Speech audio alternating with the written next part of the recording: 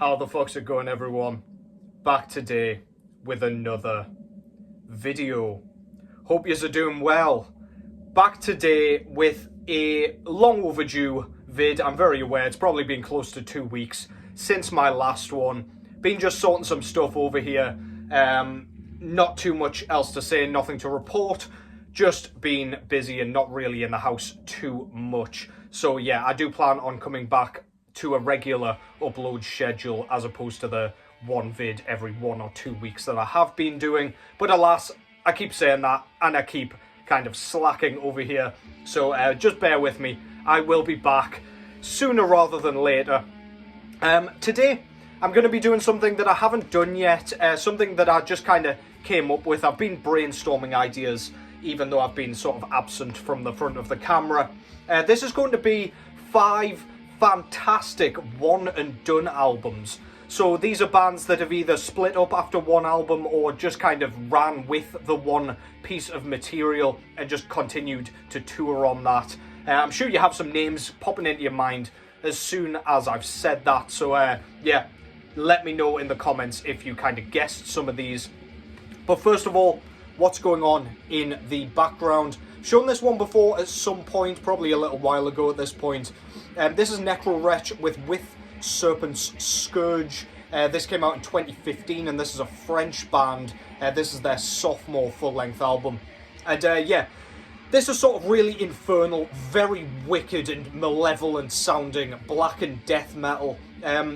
Inherently, I would say this was death metal. However, there are lots of really cool, like, winding sort of lead riffs that remind me a lot of, like, the early second wave Norwegian black metal scene, like, very tremolo-y and very, like, high-pitched and sawing and grating.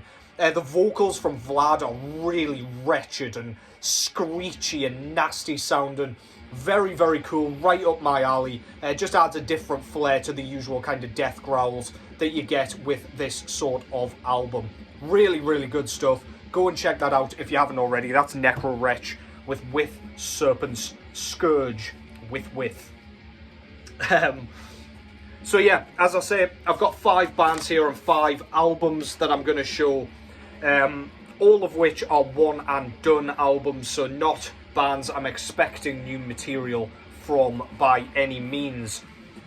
So first up, I've gone with this one. So this is Trees of Eternity out of Finland/Sweden with their debut and only full-length album before the untimely death of Aaliyah Stanbridge, I believe her name was, the front woman of this band.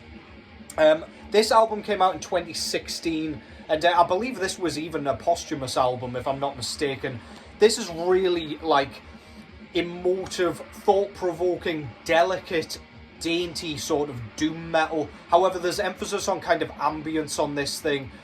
Aaliyah's vocals are almost like whispered, sort of ethereal, ghostly sort of, I don't know, they almost sound like they're just drifting in wind. They're really beautiful and really kind of well done. However, a lot like the artist Ghostly Kisses that I often show, the kind of dream pop artist, she still manages to create like some really catchy hooks on this, even though it's all very slow and sluggish and like atmospheric.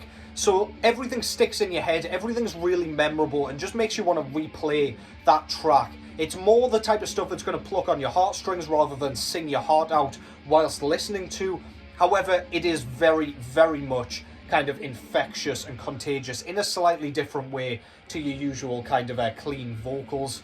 The guitars here, I mean, they stick to a very kind of specific formula, as you might expect with doom metal. It's very sluggish and the kind of guitars are really fuzzy, detuned, very heavy sounding. But as I say, ambience is the key here and it just creates a beautiful, beautiful aura. Makes this album really stand out as being quite sad, especially given what happened to Aaliyah. And yeah, this is just an all-round stunning piece of music to leave behind. Absolutely brilliant. As I say, this band I think split up as soon as this album came out, which is a shame. However, this thing, I go back to it an awful lot. We've got a few kind of features on this one, namely Nick Holmes out of Paradise Lost. featuring on the final track Gallows Bird. And yeah, I mean, he's not doing his kind of bloodbath death growls, but he is doing his kind of low, doomy vocal, clean vocals, sorry. Really spectacular album. Please go and check that out. Trees of Eternity, Hour of the Nightingale. I don't even think I said the name of the album there, but shouldn't be too difficult to find, given that was their only album. Next up is probably an obvious one when you think about extreme metal, and particularly death metal. One of the most bizarre albums to come out of all of death metal. This is Demolic with Nespith. This came out in 1993 originally, and this band never split up, to my knowledge. They're still going now and still touring on this material, but they just never released anything else. I do have the demo compilation as well, The Emptiness of Vanishing or something to that effect.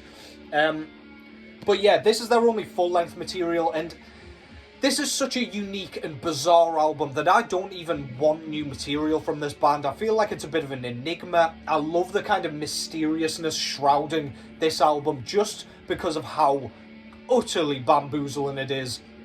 Riffs sound like they're being played backwards, and if you don't know what the hell I mean by that, fair enough, but go and listen to it and you'll see what I mean. None of them seem to have any like particular melody, nor rhythm, nor pattern, nor kind of structure to them, which just leads you to believe they're kind of purposely written but backwards, which is a very odd description. But the vocals sound like he's burping into a toilet bowl, literally super gurgly, really reverberating and just bizarre. He sounds like some heinous, inhuman creature that you really don't want to kind of witness in the flesh. Really, really odd. We do occasionally get some like head nodding kind of mid-paced riffs that do kind of have a little bit more of a typical metal structuring, if you will, more like breakdowny and more, I don't know, recognizable as riffs, I suppose. But yeah, this album is totally bizarre. I have heard utterings of new material coming from Demolic, and I don't think I want it, man. As long as they can continue to make money on this material, long may they continue. Such an odd album. Very, very good. Out of Finland, that's Demolic with Nespith. Or the penis anagram. I'm not really sure what was going on there. They obviously thought it was funny, but there you go. Next up, I've gone with a kind of grindcore release from 1989 this time. This is Repulsion, originally out of Michigan, I believe, when they released this album. This was Horrified, which, as I say, came out in 1989. Repulsion kind of ripped out the gates with an absolutely sensational grindcore release. However, they kind of sort of sit on the fence between grindcore and death metal. I would kind of argue this was a death grind record. Great guitar tone that just sounds like a chainsaw revving. Some great riffs. Some brilliant lyricism and everything. It is very, like, I wouldn't say it's like tongue-in-cheek or like satirical by any means, but there is a lot of kind of fun to be had with this one. It's one where you can like sit and listen to the record and you can smile throughout. It's not like super grotesque nor atmospheric by any means. It's got that like punk energy, especially in the drum work, and yeah, just the way everything's played and the attitude that it's got. It just kind of, I don't know, it has like a moshing, almost live energy to it. Some great songwriting on this. I think particularly Black Breath. That's probably my favourite track on here, and it's just such a like head nodder. It's very gallopy and just really, really fun, man. Again, Repulsion are still going to this day, but I believe this is their only full-length album. They've got a bunch of demos and stuff off the top of my head. But yeah, this is an absolutely essential extreme metal release, if you ask me. That's Repulsion with Horrified.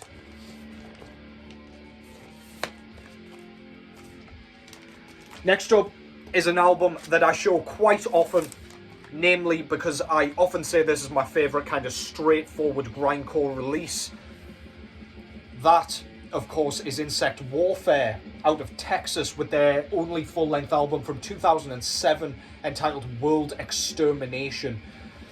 So yeah, Insect Warfare, popped up with this record. They did a bunch of like splits and EPs and demos and things like that, which I will show in just a second on a different release.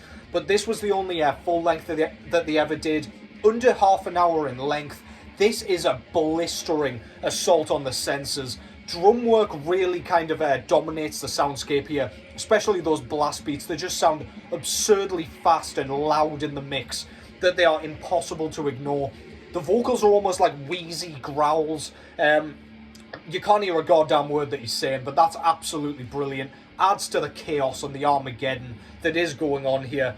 The riffs, whilst they kind of merge into a big kind of mishmash of noise when the kind of blast beats are kind of drubbing your head in, they really do stand out when it comes to the more mid-pace sections, when they slow down to like a gallop with some D beat and things like that. A great example of that is on Necessary Death, the 16th track on this 20-track affair. It's just, it comes out of nowhere, just erupts into your face, busts your nose, and knocks your grandma right off her feet. This is just an absolutely brilliant release. Very, very much recommended if you like your grindcore and if you like it fast, brutal, and really unforgiving. Absolutely sensational. Watch these guys live. There is like a drum cam on YouTube of them playing their final show, I think, and my god, it makes you appreciate these tracks all the more. Absolutely fantastic stuff, man. Insect Warfare, World Extermination. And the compilation that I was talking about earlier is this one. This is Entomological Siege. This is 2004 to 2009, so all of their material except for the full length. Really, really worth picking up if you are indeed a fan of the full length. Fuck Off and Die Records put that one out, doing the damn thing with those kind of demo repressors and whatnot. And the Impetigo discography box set. Mustn't forget that. Slab of brilliance. Finally, I've gone with this one. So this band shared members of Insect Warfare, or with Insect Warfare, I should say. This is Malignant Alter, based out of Texas also, with their debut and only full-length album from 2021, entitled Realms of Exquisite Morbidity. So this is like death metal in that sort of hardcore-inspired style. These kind of sit alongside bands like Gossadar, Sanguisugabog, all those kinds of bands. However, Malignant Alter, they don't have a hardcore element to the point where it just comes across as silly, which it does often to me. This isn't tongue-in-cheek by any means. This is just really well written, really well performed, and great sounding modern death metal. The drumming in particular on this thing makes this record stand out to me. Some of the 16th note snares that go into this, and the intricate ride work, the brilliant double bass work as well, which rumbles through the mix for the full runtime, is just to die for. I just sit and listen to the drums on this thing, to be honest. There's a lot of mid-pace stuff going on here, so it is like a bit of a head nodder, but it doesn't go into that kind of doomy realm. It doesn't get sluggish and boring by any means. Deep guttural growls, all that stuff, and all the tropes that you love about death metal coming together in a brilliant release. They did release an EP or a demo prior to this, which I will show in a second, but this is just an exercise in how to write brilliant death metal in the modern day. That's Malignant Alter with Realms of Exquisite Morbidity. And that is exactly where you are transported with that thing. And this is said demo. So this is entitled Retribution of Jealous Gods. And this pretty much is, I'd say, a continuation, but the full length is basically a continuation of this. This is really, really good. Slightly grimier production and a bit more kind of bare bones, a bit more DIY and a bit more garage sounding, but even still, the playing and everything is very much in the same vein. Very, very highly recommended from this guy over here. Retribution of Jealous Gods, and that was Malignant Alter out of Texas. And that concludes that.